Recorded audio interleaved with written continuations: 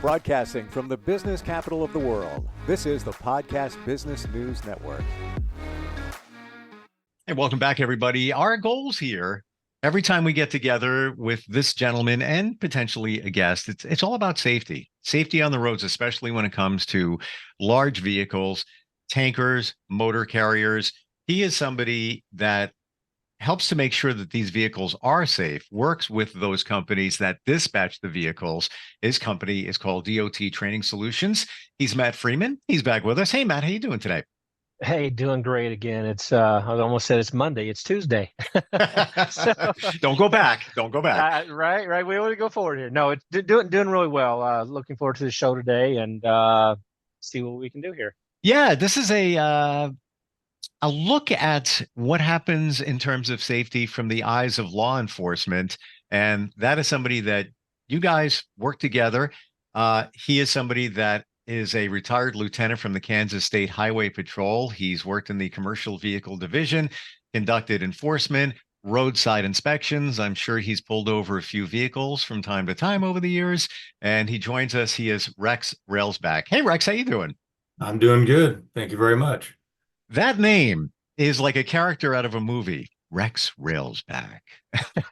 like you never want to get pulled over by Rex with that name. Hey, well, if you knew my middle name, it'd really be a good character. Up to you if you want to share. Well, Conrad. Conrad. Oh, wow. Yeah. The entire name just screams of authority right there. Well, you got to think Rex is king in Latin, right?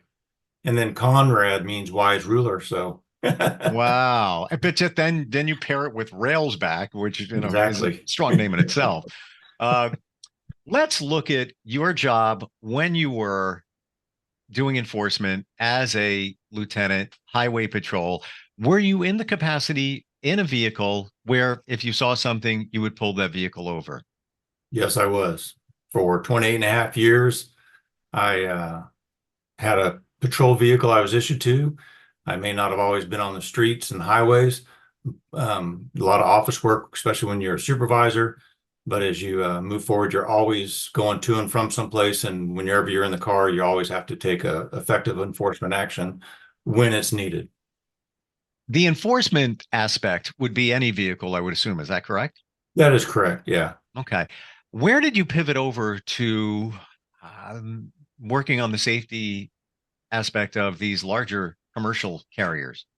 Well, clear back in 1993, October 93, I was first certified to do roadside inspections. And I learned early on, after 6.5 years of working the road, which was basically nights, weekends, holidays, and all that fun stuff, that the commercial vehicle enforcement side was basically Monday through Friday, daytime hours for the Kansas Highway Patrol units. And the drivers of commercial vehicles, the professional drivers of commercial vehicles knew I was there doing a job. I knew he had a job, and I wasn't interrupting somebody's daily livelihood in a passenger car, stuff like that. So it's just a little bit more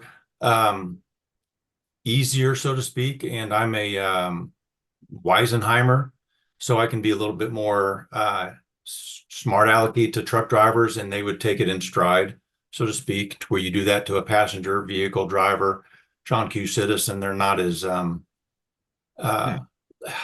mindset's not there when they get pulled over. I get it.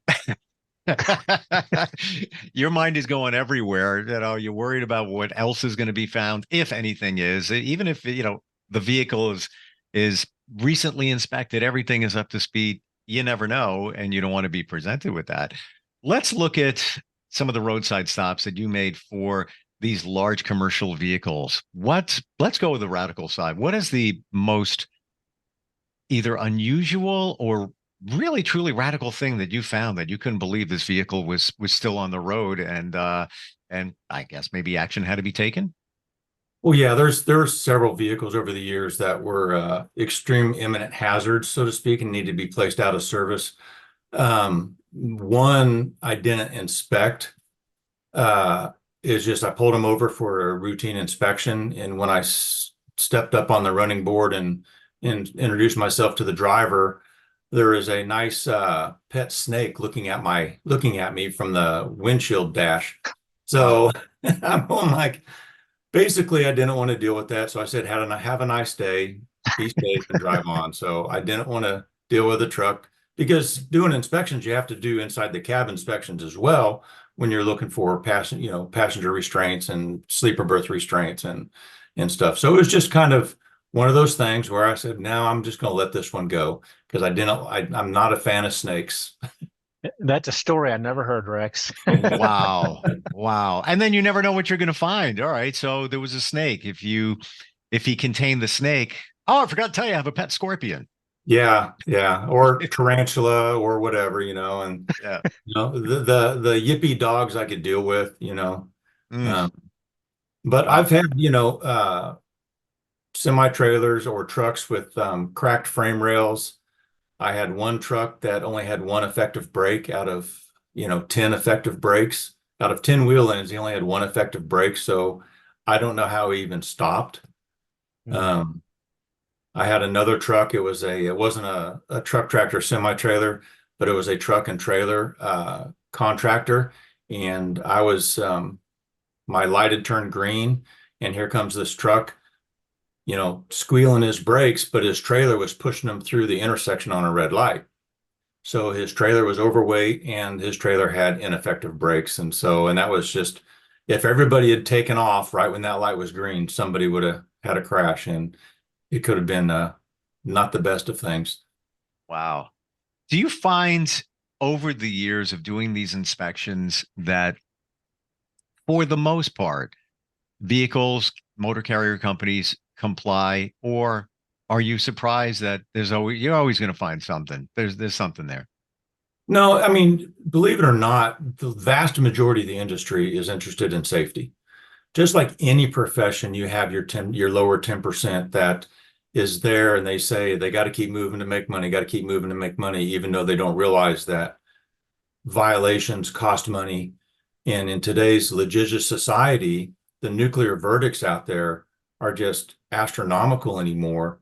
So it's more cost effective to comply with all the safety regulations than it is to try and skirt around them. So Mm, one of my things I used to do is patrol the areas where vehicles would be known to be going around scale houses, port of entries, to where they're trying to avoid inspections. Yet there I am, to find them and to have fun and inspect their vehicle. wow. Matt, do you have any questions along the way here? No, just some of the stories here. This is all the things we've talked about these last several weeks working together, and what to expect. We never really went into what to expect during a roadside inspection. Mm, We've gone into detail on what we do, how the inspection takes place. We're either talking to the driver, we're looking at the driver and the vehicle and the trailer. Where Rex has, firsthand, where I didn't do the roadside, because I wasn't pulling people over, but I was stopping people at scale houses and internally. One thing that Rex did, he actually pulled folks over, led them to a safe location to do the inspection. Some of those procedures that not everybody understands and knows why they do what they do. And I'm thinking that's why with Rex, he can kind of give an idea a day in, day out of stopping, from the beginning to end, a big rig on the side of the road. let's look at a typical stop. We don't have video, we can't see it in that way. But when you pull a vehicle over, or if you want to approach it from just an inspection area where the vehicles just normally have to pull off to be inspected and move on.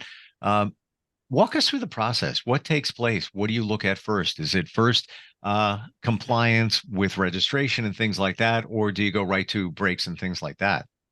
Well, for the roadside side of it, a lot of times the vehicle inspection takes place first.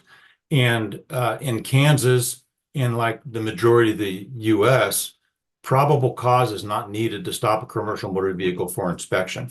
There are about 6 states that require a reason to stop, but Kansas is one of those states that does not. So almost always I would have a reason to stop, because there's a lot of things you can see as enforcement that call attention to that vehicle, like cargo securement. Well, if it appears to be short on cargo securement, well, hey, that's a reason to stop. And inoperative light is a reason to stop. Registration plates that aren't visible, stuff like that. So once you decide to stop the vehicle, once you see the vehicle, that's when the inspection starts, and you activate it and get them pulled over. And hopefully the driver is aware enough to where you're not following him for 5 miles trying to get him to stop. I've done that. I've straddled the line so he can clearly see my lights in his mirror and stuff like that. And I generally go up, once he does stop, I go up to the driver and I point to his mirror and I say, how often does the CDL handbook say you should look in this mirror? Huh? I've been behind you for 5 miles. The CDL handbook says you should look in this mirror at least every 5 to 7 seconds. So, it's things like that. Once I get them stopped, I like to break the ice. I ask the driver, hey, do you mind if I open your door? And what do you think a driver would always say? Yes. I said, well, do you want me to open your door or not? I asked if you mind. You said, yes, you mind. So can I open your door? Oh, go ahead. So, well, I think it's the processing of the question. They're meaning to say, yeah, you can open the door, but do you mind is stated another way. Before we continue on this stop, that breaks the ice. That's why, because that breaks the ice and they understand that I'm not, a hard-nosed person, so to speak. Well, with that question, you would just raise my blood pressure about 50 points at that. When you have to have probable cause, and this is a peeling back the layers here on this question. Is it reasonable to think that you can always find a reason to pull a vehicle over, even if the law states there needs to be probable cause? Can you always pretty much find something?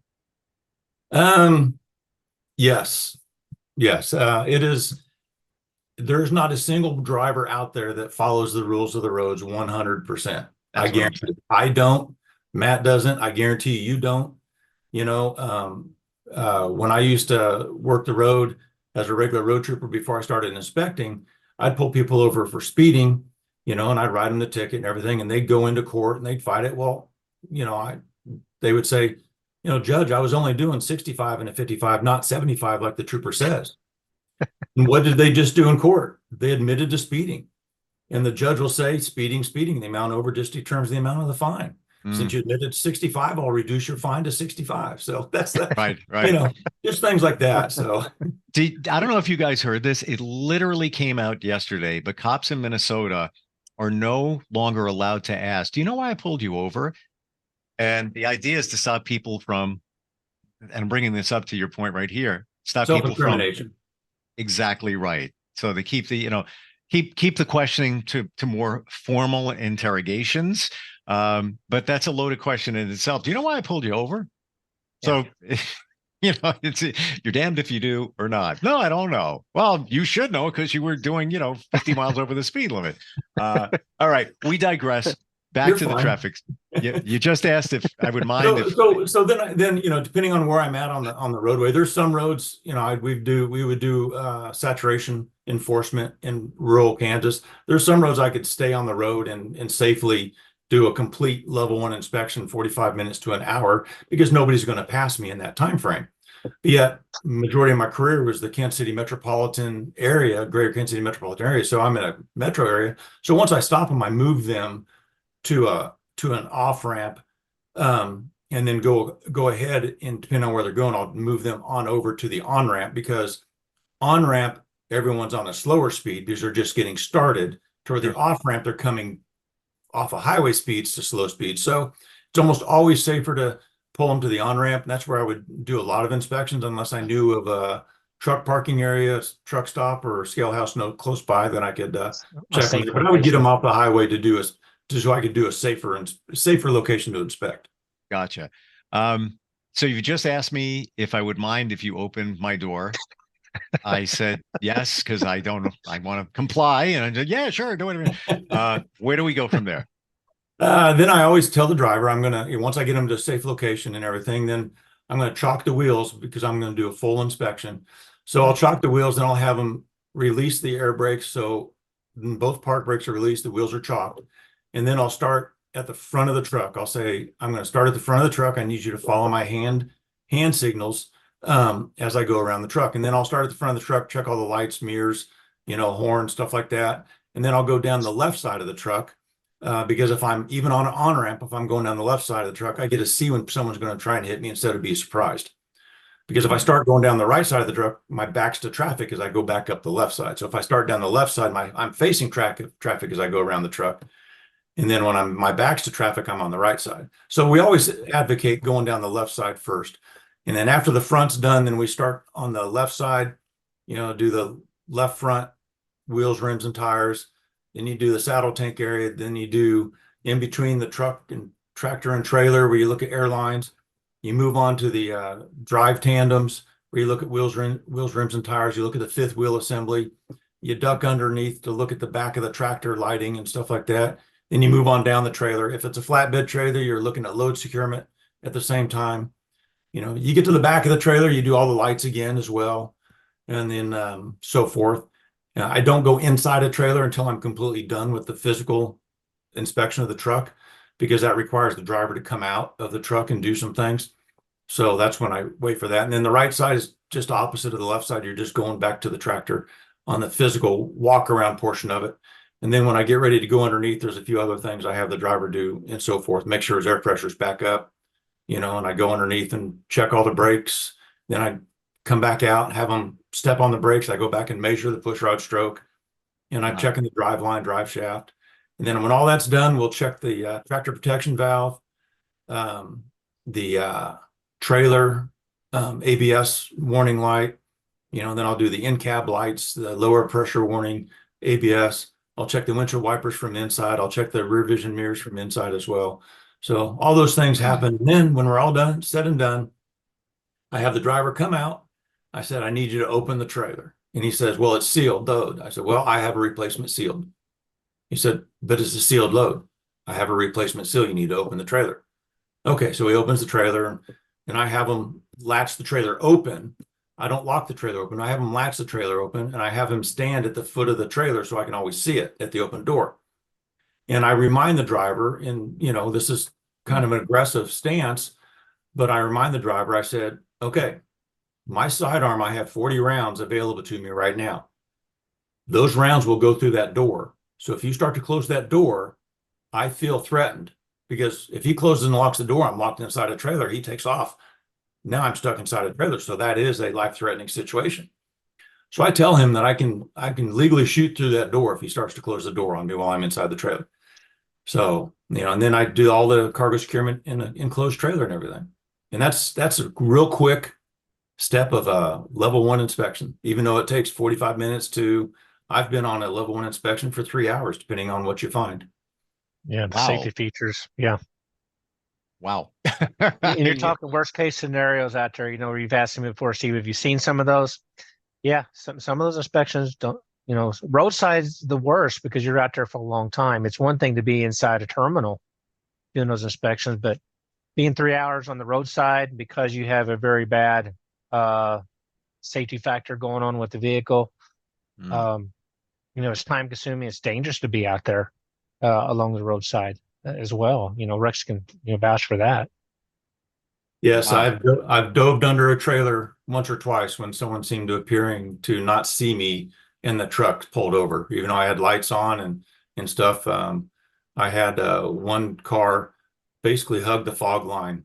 There was probably no more than 6 inches between the right side of that person and the left side of the truck. So I had to move underneath the trailer just to get the room so I wouldn't get hit. So yeah, it's wow.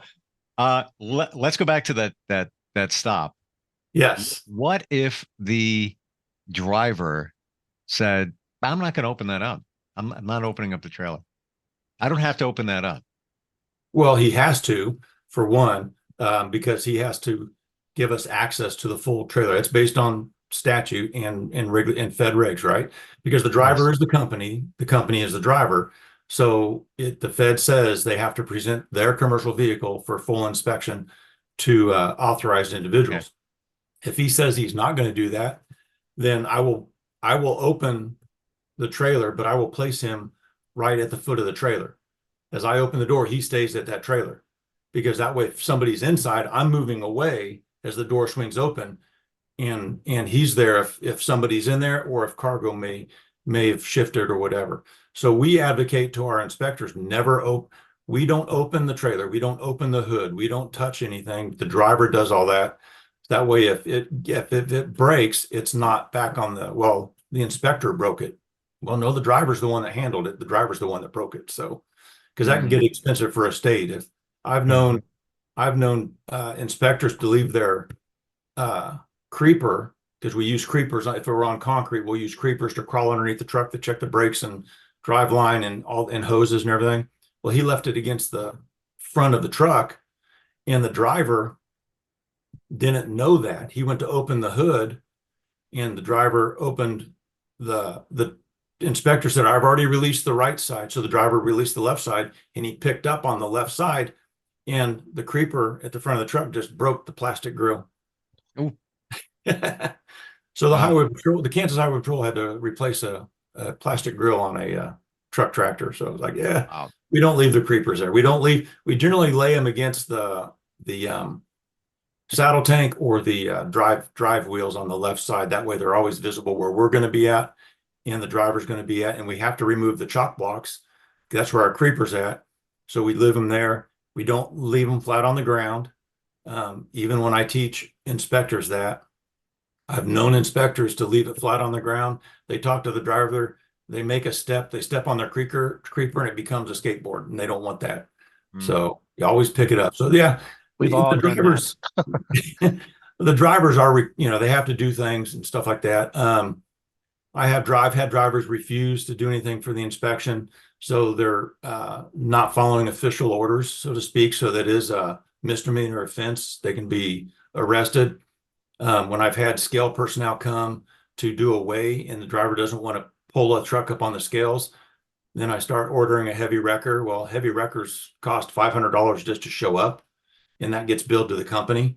So there's ways to entice drivers to do what they're supposed to do. And throughout my career, as Matt knows, those that are in the safety side, we go to conferences and stuff, and we make contacts with several companies, and we know contacts. And so there's a couple times when I've had a driver from certain companies that were just totally non-cooperative. So I would call my contact, and then within like 15 minutes, that driver's yes sir, no sir, complying wholeheartedly, stuff like that. And a couple times drivers have been released from the company because that was their attitude towards us on the inspection was the straw that broke the camel's back, because they've had other issues throughout. So yeah, so that's kind of what happens in there. If you're nice to the driver, he's going to be nice to you for the most part. When I used to teach the recruits before they got too young, I would ask, who got more information from people, Andy Taylor or Barney Fife? And they would always say Andy Taylor. Why? Because he talked to people normally. He treated them like human beings. Right. So that's how I used to teach new inspectors as well. Then they got too young and I had no reference anymore because nobody knew who Andy Taylor. Then I knew it was time to retire. When that it's taken place there, you pulled a driver over, there's some violations. Ultimately, who's at fault there? Is it a blend? Could it be a blend between the driver and the company? Is it usually the company's responsibility to make sure that those violations aren't there? How does that all work? Well, since the driver is required to do a pre-trip and post-trip inspection, a large number of violations are driver responsibility issues. The ones that truly aren't are airlines that are up underneath the trailer where the driver's not required to look at during the pre-trip inspection. He can look, but if they're tuck up underneath an axle where a driver has no access during a proper pre-trip and post-trip, that's where it becomes company responsibility. But a large portion of them are driver responsibility issues, like cargo securement and stuff like that. If it's a sealed load and the driver wasn't afforded opportunity to look at the load before, that's a company issue because the company and the shipper have to work out to make sure they're doing things properly. Sure. So yeah, it's just in some states they have a civil assessment program to where the company can be civilly fined, but if it's a driver responsibility issue, the driver should be issued a citation. Some companies want the driver to be issued tickets because that's the only recourse the driver's going to have for a violation that he should have been aware of, you know. So, but there are companies that are doing safety programs that if a driver gets a violation, it comes out of his bonus pool, stuff like that, if it's his responsibility. Wow. So, This has been an eye opener. Yeah, this goes back, also, Stephen, we were talking about, where does that, we were talking about scores, the safety management system, the scoring. And, when the drivers are out there, does it go against the driver? Well, those inspections go against the company. So, Rex answered that perfectly because, it's these drivers, sometimes it is their responsibility to make sure they're below everything's safe before they, start their trip, which can prevent the roadside inspections. So, there's a lot of good drivers out there. There's, then you got your bad ducks out there that, just want to drive and don't look at anything else.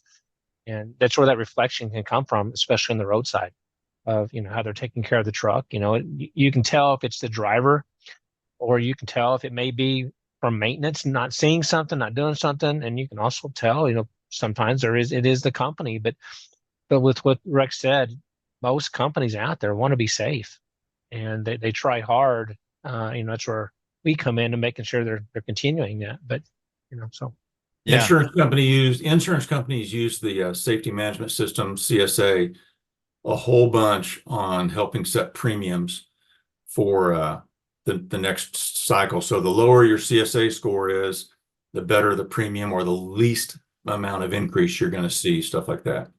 Mm-hmm. Great talking with you both today. So interesting. I feel like I'm riding shotgun, if you will, with you, Rex. Do they still use that term? I don't know. Matt, how does a company engage you? If they want to connect with you, how do they find you? Yeah, there's a couple of different ways here. You can reach me off my website at dottrainingsolutions.com, or you can shoot me an email at matt@dottrainingsolutions.com, or at info@dottrainingsolutions.com as well. I'll give you my direct number. My direct number is 573-416-8203. Those are the four main ways to get a hold of me or anybody in my company. Welcome anybody looking for safety and training and compliance to give us a call. Yep. And if anybody has a question for Rex, I'm sure they could reach out to you and connect with him. Absolutely. Beautiful. 100%. Great having you both on. So interesting how this whole process works, and so important with millions of vehicles and many more drivers on the road. Appreciate you both for being here today. All right. Hey, thanks, Steve, for having us. Thank you. We'll be right back.